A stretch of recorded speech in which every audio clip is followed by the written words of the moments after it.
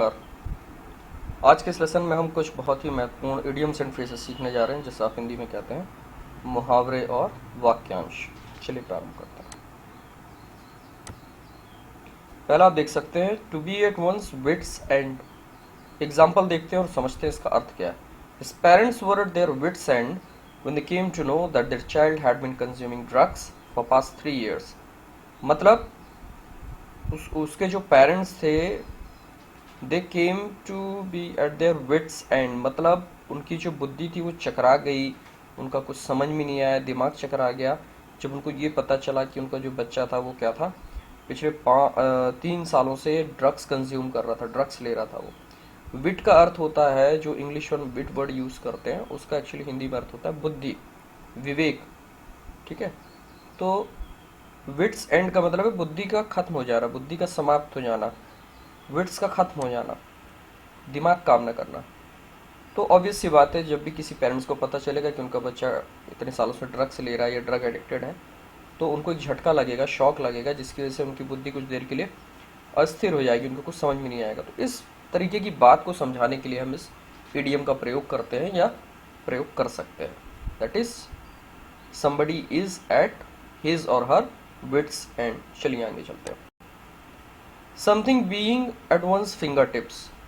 दोस्तों ये इडियम भी आपने बहुत बार सुनी होगी। He has answer of every question related to philosophy at his finger tips. कोई व्यक्ति है जो फिलोसफी का बहुत बड़ा जानकार है, उसको बहुत ज्ञान है फिलोसफी का, और इसी वजह से हम बोल रहे हैं कि when ever anybody would ask him any question, that person has answer of that question eight his finger tips. मतलब उंगलियों पे हैं उसके पास, फिलॉसफी से संबंधित जितने भी सवाल हैं उनके जवाब उसकी उंगलियों पे है। इसका मतलब है वो पूरी तरीके से उस विषय में पारंगत है। Something being at one's finger tips मतलब to have complete knowledge of something, किसी विषय का गहरा ज्ञान होना, किसी विषय विशेष से जुड़ी हुई पूरी जानकारी होना, मुंह जबानी याद होना किसी चीज़ का। तो जब भी ऐसी बात हमको कहनी होती है कि किसी व्यक्ति को किसी चीज़ का बहुत गहरा ज्ञान है या उसको मुंह जबानी याद है ना, तो वहाँ पे हम इस इडियम का प्रयोग करते हैं, जिसको हम ऐसा बोलते हैं कि something being eight someone's finger tips. ये वंस जो है वहाँ पर my finger tips, your finger tips, his finger tips, जो भी हम कहना चाहते हैं उसको हम वहाँ पे यूज़ कर लेंगे। अगर किसी का नाम है तो वहाँ पे अपॉस्ट्रोफी एस लगाना। Amit's finger tips, Sheetal's finger tips. ठीक है, चलिए आगे चलते हैं। At the spur of the moment, that is instantly, तुरंत, तत्काल, बिना देरी किए हुए। During his interview he answered all the questions at the spur of the moment. जब उसका इंटरव्यू हो रहा था और उससे सवाल पूछे जा रहे थे, तो आमतौर पे क्या होता है, इंटरव्यू में लोग थोड़ी सी नर्वस हो जाते हैं, सोचते हैं, फिर जवाब देते हैं। But he was so well prepared that he did not take much time in order to respond to those questions. How did he answer them? He answered all of them at the spur of the moment. मतलब उससे पूछा और उसने जवाब दिया क्षण भर में, तुरंत। ठीक है, तो जब भी हमको ये बताना होता है कि बिना देरी के या तुरंत किसी ने कोई काम किया, तो वहां पर हम इस इडियम का प्रयोग करते हैं, that is at the spur of the moment. Next है as close quarters. Apparently you may have number of friends, though at close quarters their numbers might reduce drastically। इसका कहने का मतलब ये है कि भाई देखने में ऐसा लग सकता है तुम्हारे बहुत सारे दोस्त हैं, बट अगर थोड़ी करीब जाके नज़दीकी से देखोगे या थोड़ी सी उनकी परीक्षा लोगे, इन क्लोज एग्जामिनेशन, आप देख सकते हैं इसमें दिया हुआ है अर्थ इसका, इन क्लोज एग्जामिनेशन, है ना। तो जब आप उनका थोड़ी सी परीक्षण लोगे तो आपको पता चलेगा कि भैया उसमें से बहुत कम लोग हैं जिनको वास्तव में आप दोस्त कह सकते हो। तो इसी बात को हम हिंदी में कैसे समझाते हैं? नज़दीकी होने पर, घनिष्ठता होने पर, करीब आने पर, या करीब आकर किसी चीज़ का पता चलना। तो इस तरीके की जब हमको बात कहनी होती है तो वहाँ पर हम इस इडियम का इस्तेमाल करते हैं, that is eight close quarters. ठीक है, कई बार आपने देखा होगा लोग जैसी थोड़ी सी करीब आते हैं उनको पता चलता है कि इसमें ये बुराई है, वो बुराई है, ये व्यक्ति थोड़ी इस टाइप का है, और उनमें फिर दूरियां बढ़ जाती हैं। तो इस टाइप की चीज़ को बताने के लिए हम इस प्रकार के इडियम का इस्तेमाल कर सकते हैं, at close quarters. Something being at apple pie order. Again this is an idiom. Idiom, the very word itself means that we are not suppose to take the literal meaning. उनका हमको शाब्दिक अर्थ नहीं निकालना होता है, शब्द से परे अर्थ निकालना होता है। यहाँ पर एप्पल पाई ऑर्डर का मतलब होता है पूर्णतः व्यवस्थित होना, पूर्णतः व्यवस्था का एक माहौल होना, पूर्ण शांति का माहौल होना। तो ऐसी जब हम बात कहते हैं तो वहां पे हम इस इडियम का इस्तेमाल करते हैं। चलिए एग्जांपल देखते हैं। His father would shout at him every now and then because he always wanted everything at apple pie order at home. तो उसके जो पिताजी थे उनको एक चीज़ बिल्कुल नागवार गुजरती थी या बिल्कुल नापसंद थी, अगर किसी प्रकार की वो अव्यवस्था को नोटिस करे। तो जब भी वो देखते थे कि कोई चीज़ यहाँ वहाँ रखी हुई है, पड़ी हुई है, तो वो क्या करते थे, he would shout at him. उनका जो बच्चा था उसके ऊपर वो चिल्लाना चालू कर देते थे, ये सब क्या है, तुमने अच्छी जगह क्यों नहीं रखा, सही जगह क्यों नहीं रखा। क्यों? क्योंकि he wanted everything at apple pie order. मतलब वो चाहते थे कि हर चीज़ पूर्णतः व्यवस्थित हो घर के अंदर, अव्यवस्था किसी प्रकार की ना हो। तो इन परफेक्ट ऑर्डर जिसको हम कहते हैं सामान्य भाषा में, तो whenever somebody wants something at apple pie order, that simply means that person expects things to be in perfect order, पूर्ण व्यवस्था चाहता है। नेक्स्ट है to have an above board conduct. She is famous among her colleagues for having an above board conduct all the time. दोस्तों, जब किसी के conduct को, किसी के व्यवहार को हम इस तरीके से बोलते हैं कि उसका जो कंडक्ट है that is above board conduct, तो इसका मतलब होता है कि वो व्यक्ति बहुत ऑनेस्ट और स्ट्रेट फॉरवर्ड है ना। आमतौर पे ये चीज़ें बहुत कम देखने को मिलती हैं, क्योंकि ऐसे लोगों का व्यवहार जो है थोड़ी सी रूखा हो सकता है, देखने में थोड़ी सी ऑफेंसिव लग सकते हैं, क्योंकि स्ट्रेट फॉरवर्ड होते हैं। उनको सुगर कोटिंग नहीं आती, बात को घुमा फिरा के कहना नहीं आता, जो उनके दिल में होता है वही बात वो कह देते हैं। बट एक्चुअली वो किस प्रकार के लोग होते हैं, वो निश्चल होते हैं, जो उनके दिल में होता है वही वो जुबान पे बोल देते हैं। तो उनके इस तरीके के कंडक्ट को हम इस इडियम के माध्यम से प्रस्तुत कर सकते हैं, that somebody has an above board conduct.